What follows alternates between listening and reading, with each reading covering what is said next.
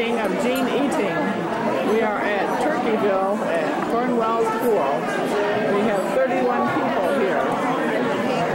And there's Janine McDaniel Bauer, who was in Marshall through 6th grade. Okay.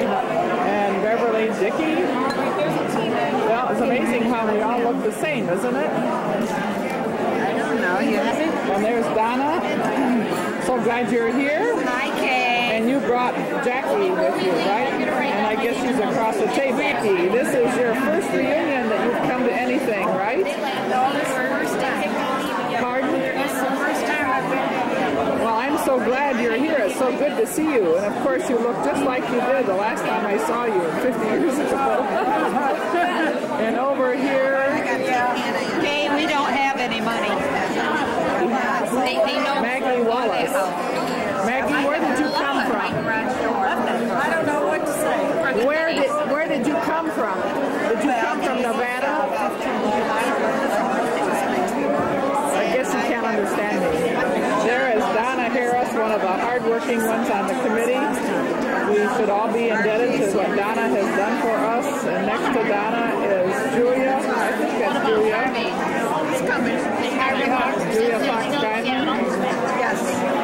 And there's Fran McLeod, who has an inner ear infection, making it hard for her to walk straight. I just realized that's not Julia, that is Janice Casey Ryan. We all still look so young, don't we? Bill Lautenschlager and his wife Pat. So glad you came. And hope you will enjoy your delicious turkey dinner. Continuing on the group that's here, there's David Grandy and his wife Janet. We're glad that they are here. It's fun trying to remember who people are and recognize them. And here's Julia, all the way from Washington, Julia Fox Diamond. And next to her is one of the visitors here. Those two ladies are from Ann Arbor. So they weren't part of our class. There's Martha Geiger. There she is, all the way from Marshall. And there's Bob Lewis and his lovely wife Iris. Bob is acting his normal self. And there's my friend Barbara from Ann Arbor. She's come to a lot of our meetings, so she knows a number of us. And there's Beverly Dickey talking. Well, there's Moose, John Delaney, and his wife Pat.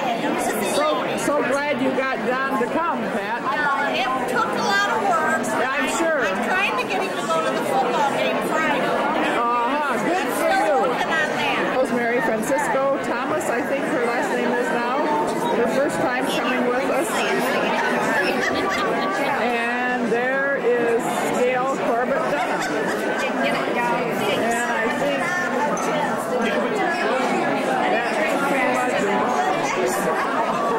and Joan Hall down there.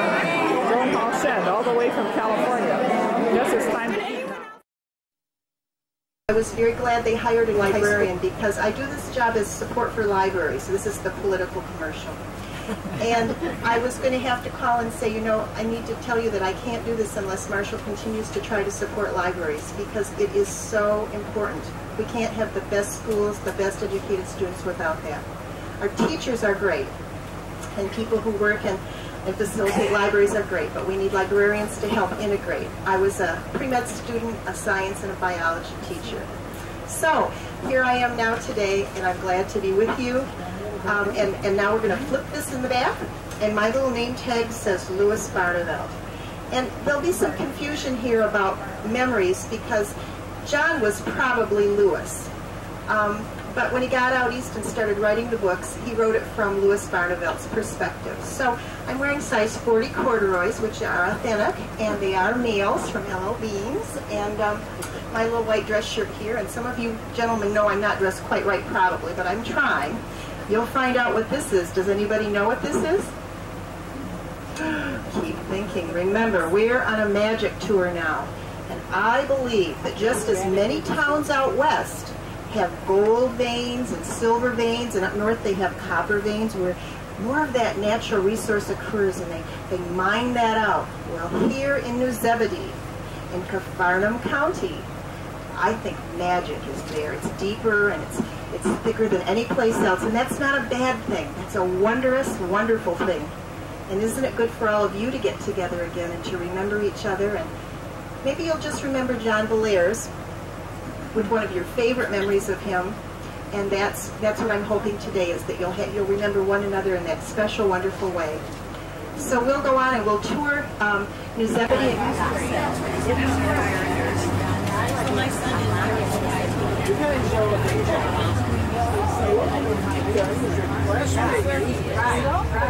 Books, and The Treasure of Alpheus Winterbourne, The Dark Secret of Weather End, The Lamp from the Warlock's Tomb, and The Mansion in the Mist are the books that are listed in your directory.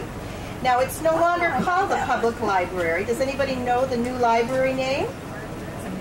The Lund Memorial Library. And this is a collection of magic materials that Mr. and Mrs. Lund collected for years and years, and it's the only one, I believe, in the United States. It's just amazing to go in there. So if you've not had that, this is 100 High Street in the books, not 407 North Madison Street. And some people call it the Cronin House. But you know, this is the magnificent mansion that I lived in with my Uncle Jonathan all those years. And I was 10 when I came here to New Zebedee. The book that John wrote first was The House with a Clock in Its Walls. Have you read this, any of you? Many of the books are so popular with kids today, and I meet librarians and parents from all over the United States, and when I hear they like the books, I shake their hands and say, go home and tell your child you shook Louis Barnevelt's hand. The second book John wrote, The Figure in the Shadows. In these books, you learn about Mrs. Zimmerman, who's the next door neighbor, and she makes fantastic, what? Chocolate chip cookies. And across the street, some strangers moved in, and a vine started to crawl and climb all over the house until you could barely see out the second-story windows. Now, there was a man, an evil wizard, who lived in the house where Uncle Jonathan and I lived. Before Uncle Jonathan bought it, his name was, oh dear, Isaac Izzard, like Gizzard. He would look down at people like us in this bus, and he would write down things about us, and he would begin to say words and make spells. It was not a pretty thing to see. Well, we're going to get off here, and after that I'll say a bit about the third book, The Letter, the Witch, and the Ring. But this is where you can get off if you want to have a picture taken. Okay. Look at this. This way. Doesn't anybody want to be up here by the house and have a picture taken? Yeah, I do. Yeah. No. We can walk up to the other side. I think that'd be...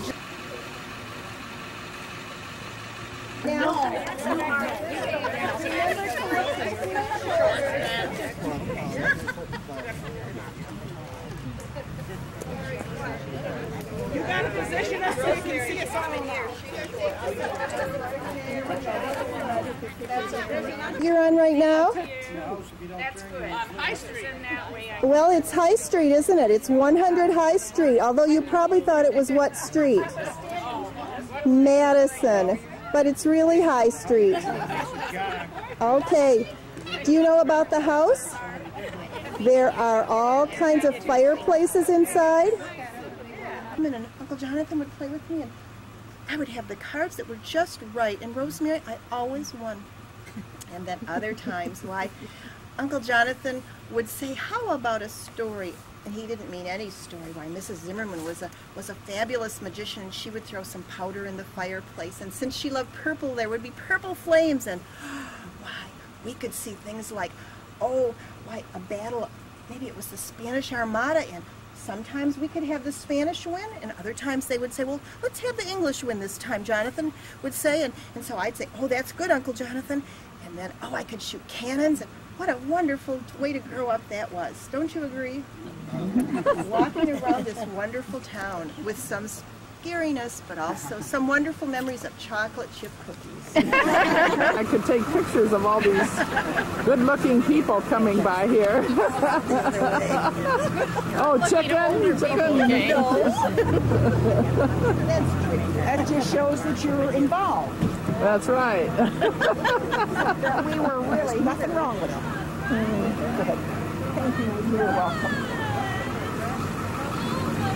Next door, which was Royal Howard's, and Mrs. Cronin, I was helping him on the roof, comes over with a helping hand. She was quite rude, and she wanted to know who was living next door. And the helping hand told her, because she couldn't hear real well, "Oh, I know that name. That was all right." If I'd have known the chocolate chip cookies, I should have. I read the book. And then, when the kids were young, John was autographing books at the bookstore down the first stoplight. Yeah. I said, "Come on, guys." I said, "I know this guy. We went to school." So there's a little line, and Kim, my daughter, gets up to John, and John never looks up. You know John. And he's signing these books. "How would you like that sign to Kim Hindenau? Kim Hindenau, I went to school with a boy named Hindenau." "Hi, Tom."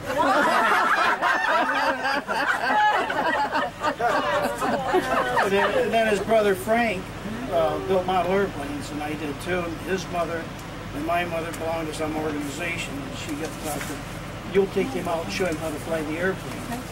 Didn't really want to, so put it off. Pretty soon I had to, so we walked from his house up where State Farm is now, which was right on Green Street. You know, if you go east, there's a house that sits right in the road. He lived there. And if you go right up Lincoln Street, there was a farm field then. For State Farm, no housing. Yeah. So it was a pre-flight airplane. Well, you're old. Oh. You are too. So we cranked the thing up. I said, "Put your name on it so that it's pre-flight." I said, so then the back farmers would bring it back once you run through the corn picker. And started it up. I set the rudder. It was supposed to go on. And the last thing I saw was headed towards Marengo. That was the last time I went with him. You didn't chase it out to Marengo? Frank might have, but I Virginia Cronin was 9 April 10th, 2002. I have her obituary here. You can see how very professionally I tore it out of the advisor, so I'll pass that around. We'll go this way. And I have also a copy of an article from an author book about John. He was born January 17th, 1938, and he died March 9th, 1991. So I was already working here and impersonating him, although I don't know that I ever got to meet him. What did he die of? I think that he had a kidney, I think it was kidney disease. This is a picture of the way it looks often when we do a tour for 4th graders in Marshall. It began as a tour from Michigan Week, and the man standing in front of the house is my Uncle Jonathan, otherwise known as Dick Strader. He works for the library in Battle Creek, Willard Library. Dick is a nationally known storyteller and just fabulous, a very good friend, he and his wife. I'll pass this around too. And then I also wanted you to know that the very first year when I came, there was a woman that I recognized from my years teaching in Homer. And I thought, well, how amazing. There's Mrs. Richardson. I wonder what she's doing here. That's so nice. And actually her name is Rosarita, and she's in the book. She's my best friend and John's cousin, as I understand it. They used to play together. So Mrs. Richardson, I should probably take a copy and circle her. Mrs. Richardson, Rosarita is right here. And when I talk about Brad Strickland later, remind me to tell you more about her. We're getting near 100. The book describes it, does anybody remember? The top of the hill. And so, of course, a fat boy like me trying to bike up the hill or run up the hill, it was quite a difficult thing, especially when I was being followed by a dark presence. So 100 High Street would be just about here on the left. You'll see the tall house. I guess I did mirrors. And of course, she was Janice Allen, sister of one of your classmates here. And she kept telling me about this author that grew up in Marshall, and I was the librarian in Homer, the media director. Okay, now, did we come to 100 there? That's 326. I think it's Well, it's hard to tell. I think it's actually not High Street either. The house it's the Cronin house. It's pictured, so it probably looks kind of like the woods of that one. Now, John wrote some other books that were really interesting. The Trolley to Yesterday is one, and I'll start passing that one back right now. That's not one of the John Belair's Marshall New Zebedee books. I think that might be the only one of those older ones I have. There was an author who came along and visited Marshall after John died, and he completed some books. Before I show them to you, we're going to be going by the Magic Museum. It's in the block where the movie theater is. I don't know if any of you have been in there or not. What kinds of things do you remember? I mostly remember the lady wanting to show you every little thing that was in there. It's a lot of stuff. I love her for life. And Mrs. London, her husband, came from the Detroit area, and on weekends they would work on this. They had more things than they could keep in the Magic Library, so now they also have the Magic Museum. It's right next to Taylor Dance's studio. It's on your right, trunks where you can put people in and see if you can cut them in half. They have just many amazing magic gadgets in there. The story that talks about that one was written a little bit later. I just put them in order, and now I'm taking them out of order. It talks about how Rosarita and I had a school assignment. We had to be in the talent show. All 8th graders had to be in the talent show. And oh, I was such a shy, reticent person, I couldn't bear the thought. But then I talked to Uncle Jonathan, and he said maybe his friends in the Barnum County Magic Museum could help us, the Magic Association. And they met down here on Saturday mornings to play cards. So we went down on a Saturday morning, and there was one side where there were books that we could look at, and the other side we were encouraged not to look at. Well, I was looking for books and decided that I could do some things like a disappearing chicken act. That would be okay. It was just sleight of hands. But Rosarita pulled out a gray package, a velvet envelope, and she pulled out a scroll, and some gray dust fell down on the counter under it, and then her finger was cut by the parchment, and one drop of blood fell on the gray powder, and it started to sizzle. And the next thing I knew, why, there was a black spider hopping around. And I said, Rosarita, you shouldn't do that. And she said, I know. And she put it away. But she put it inside her jacket, and she left with it. And I saw that big black spider following us. And you know, as the weeks went by, I saw more and more of that big black spider, and Rosarita seemed to be less and less present with me as my friend. Magic is very powerful, and you have to be careful when you are around magic. We learned that over and over again. We also learned that good always overcomes evil. Just a terrible, frightening voice. I can tell you I was afraid. This is the book completed by Brad Strickland after John Belair's died. Oh wait, that's Doom of the Haunted Opera. I already started. This is the other one.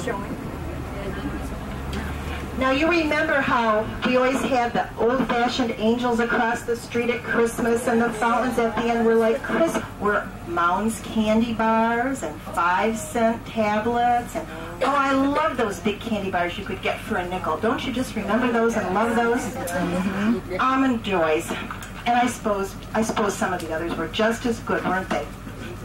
Well, Uncle Jonathan and I would walk these streets, and I would look at these buildings and these houses, and it seemed like the houses were hiding secrets. You know many of those secrets, don't you? Maybe you'd write down some of those remembrances, and Anne LaPietra at the kids' place would be glad to put them together. She's a great keeper of the secrets of this town.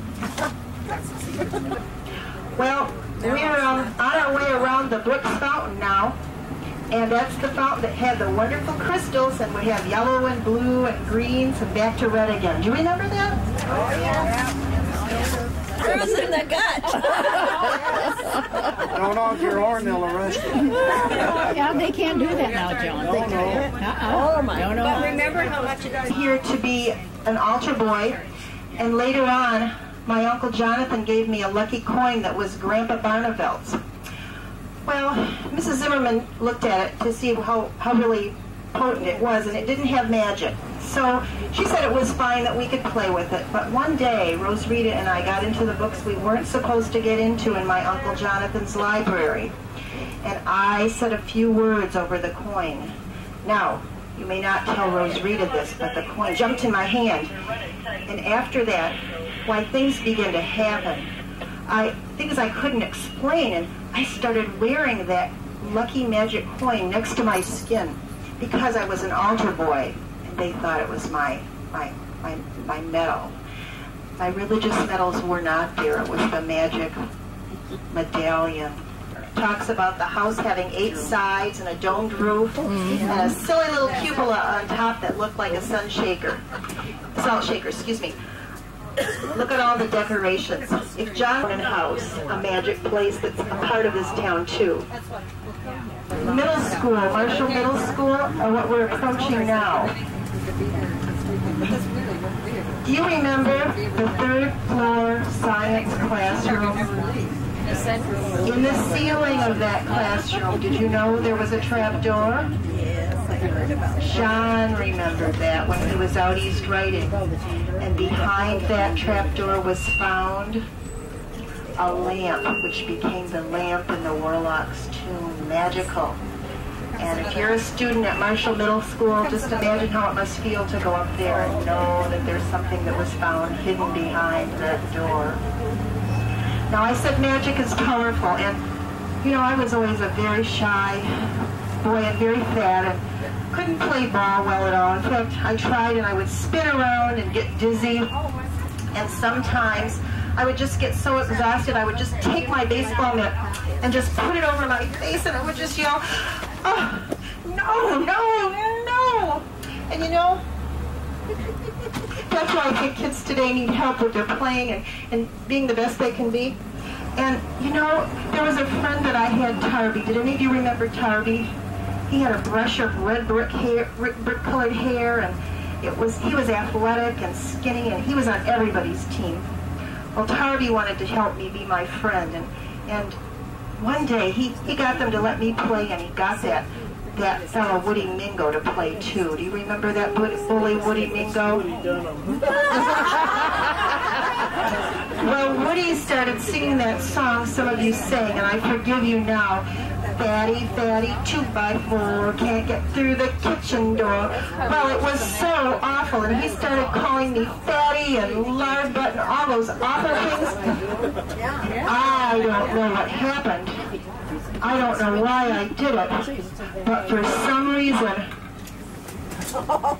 I hit Woody Mingo in the nose, and there was blood all over my fingers, and I'm not that kind of a boy. I wouldn't do that. Do you think it was the magic that made me do that? Probably Woody that made you do that. Well, the 4th graders told me the first year we had the tour that I needed a little more padding, that I didn't have a lard butt. So that was the best criticism I got. Well, as we approach the Masonic Temple, I want you to know that Tarby came to my house, and he liked to play with me, and he helped me be a better baseball player, but some of the magic started to bother him. And in fact, one night we were out by Homer Road, where the cemetery is, and we were looking for Isaac Izzard's graveyard, and a dark figure started to follow us. And then there was another figure that, by some reason, that grave looked different than it had.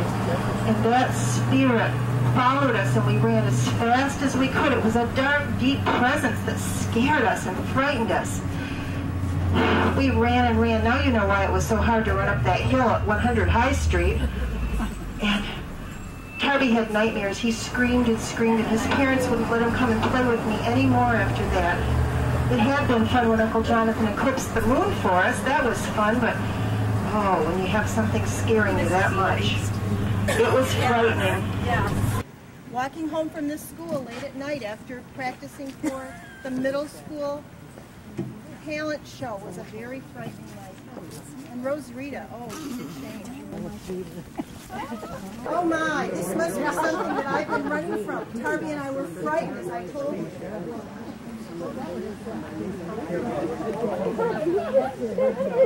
Oh, here it comes. Woo! I am the spirit of Eliphaz Moss. For nearly 100 years, I waited at the bottom of a cold, dark, wet grave. Waited for someone to free me using the spell of my amulet. On a cold, dark fall night, I had taken a small amulet, and I was working magic of great evil for it.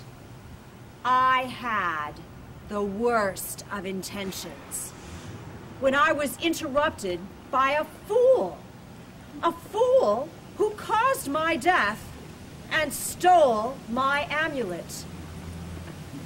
The amulet has been astray for many years, but recently its power has once again been activated.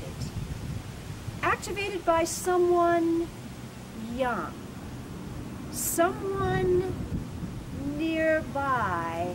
Have any of you seen my amulet?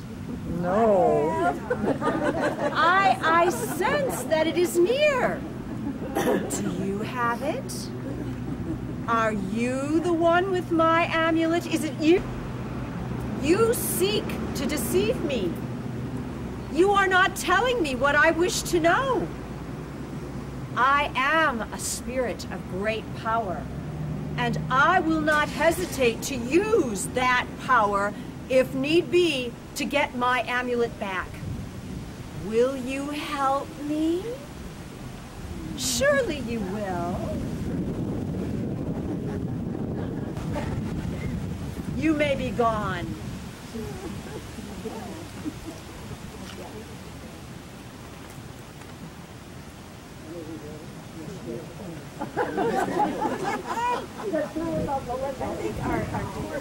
Yep, I'm just talking. Thank you all for coming. It was such a delight to have John Belair's classmates. The tour that you saw, as you may have heard, is something we do with the 4th graders every year, and it encourages them to read books that are set in their local hometown and to read in general. I happen to be the media specialist at what is now Marshall Middle School, your former high school. And I guess what I'd like to say is I've been in Marshall for 30 years, so I'm a relative newcomer, and I have loved it. The buildings are beautiful. The support of the community is amazing, and I really feel privileged to work here. So I'm so very glad you were able to come through. Lights from the cemetery, and that dark figure, that spirit, chased them. Brad Strickland was chosen by the family to finish the manuscripts that John had not finished writing, and they looked at some of Brad's other writings, and I brought this one. This is just one of Brad's Star Trek books. I have 2 sons, so of course I got them for them. You can pass it around. It has probably the article in there too. And the Vengeance of the Witchfinder. You'll find some books that say Bellairs is the author, some say Strickland, or they'll say John Bellairs' book finished by Strickland. Excuse me, Brad Strickland. There are, of course, walking tours of Marshall's Oak Ridge Cemetery. I'll pass one around right here. And you could call the chamber to find out when one is scheduled. They do it at different times. This is the cover of the book by John. I have The Face in the Frost. This is one of his earliest, and it was one that I rescued from a pile of things and kept. I'm sure it's out of print. What you may not know is when books are published, they often go out of print. Sometimes immediately, they don't print more, and so you have to contact publishers and write letters and say, hey, where's that book? We want more of them. Very popular books sometimes are hard to find.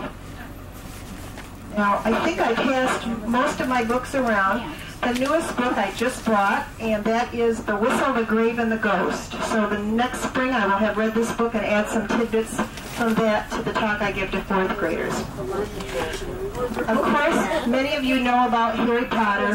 Remember at the lakes they said... I think the most touching thing is that kids who read this book, sometimes, and adults, I'm an adult, sometimes have never read another book. And like John Belair's books, it gives them a sense of other things. They can escape what their real world is. And some of the kids who are in homeless shelters who are given a book have said things like, this is the only book I've ever owned, and I read it 5 or 6 times. And wouldn't it be wonderful if John Belair's books could be given to kids like that? Wouldn't that be a great thing? It would be for kids in this part of Michigan, their area. So I'm really proud to be in a profession that encourages kids to read and be all they can be. This cemetery, when I drive by it on my way in from Albion in the spring, I think what a wonderful thing for kids to grow up in a community which has all this possibility, and like John Belair's, went out with all the imagination, and like all of you, to do the things that you wanted to do and to live good, productive lives. So thank you. Took over the building along with the city, and we'll go into the auditorium. It was converted in 1970 into a theater to house the Marshall Civic Players and hopefully future events. Back in 1970, they were hoping to bring a little bit more to Marshall, which that's what we've done. The year 2000, it was bought by the Marshall Civic Center Trust, which is a local group of people that wanted to restore the building. And so there was a big city vote that was going on at the time, and we lost by, I think, 81 votes.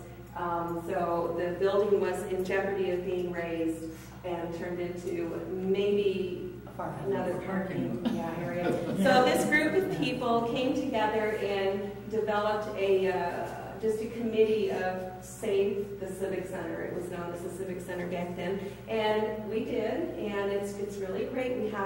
We work really well with the hospital, have some good support from them now, and everybody lives very nicely. And we'll go into the auditorium where you'll see where all the events happen. I've got some brochures for you to take, and we have a schedule of all the Marshall Civic Players events and all the concerts that we do here. And this is our 5th season, so we're really happy that it's worked out so well. The mural that you see here was painted to keep it real simple and just clean and real neutral. So, okay, and this is just a little brief description. I won't read it to you, so it's just something to read. And we'll go into the auditorium. These harems here, huh? They're doing something. Now, how come the noisy class is so quiet all of a sudden? This group is never quiet. You notice the bus? This is how we were in high school, very refined.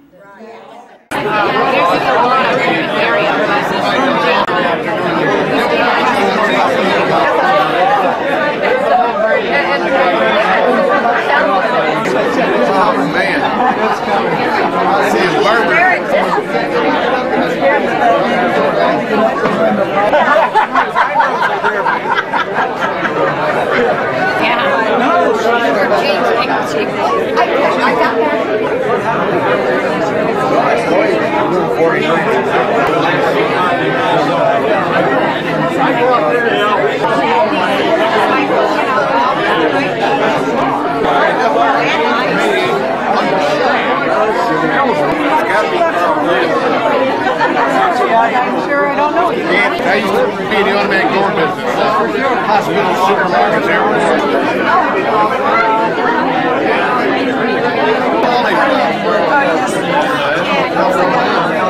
Pretty girls, you can take out a picture. Bill?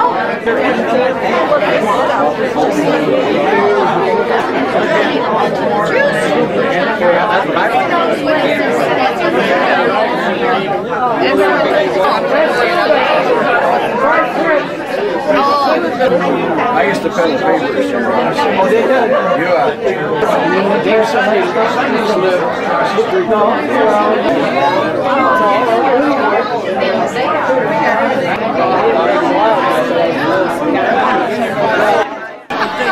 That only shows my bald head. Well, you can join the crowd.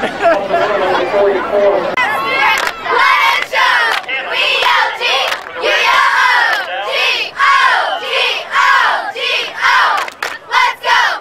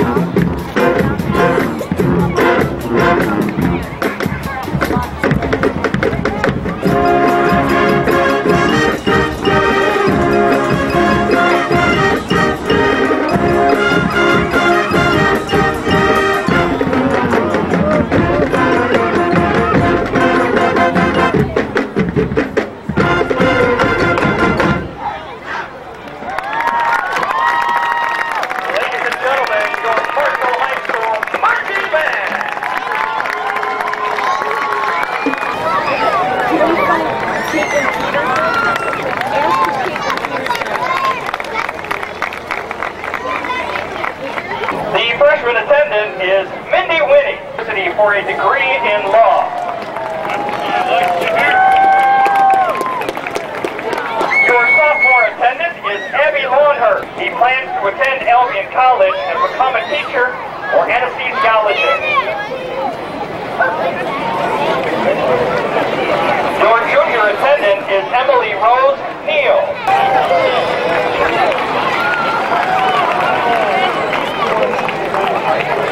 Your 2005 senior attendant is Courtney Brown.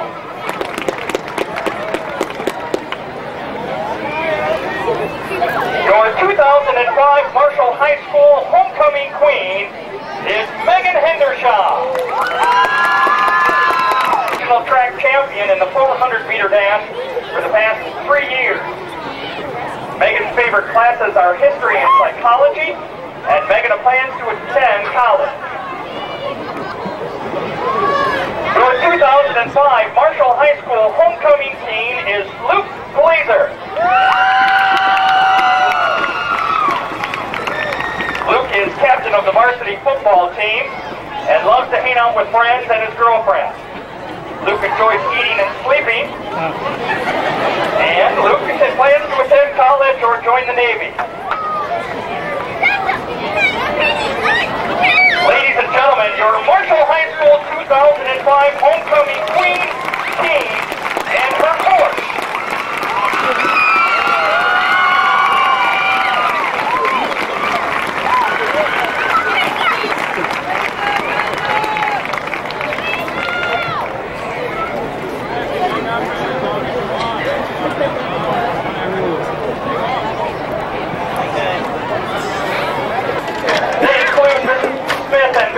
For the freshman class, Mr. T. Young and Mr. K. Young for the sophomore class, Mr. West and Mrs. Davis for the junior class, and Ian Steinman for the senior class. That's all.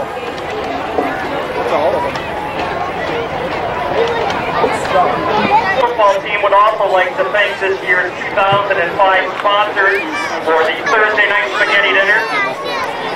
They include Darling and Daughter, McDonald's, Jim and Laura Maynard, Father's Fall, Jimmy's John, Crystal Flash, Jace Bolger, Dr. Vandermeulen, Lee Obe and Marshall Building Components, Belpaw, Campbell, Briggs Meat, Mancino, Unique Boutique, McDonald's of Marshall, Wyatt Trucking, what we did, Shirley Sweet.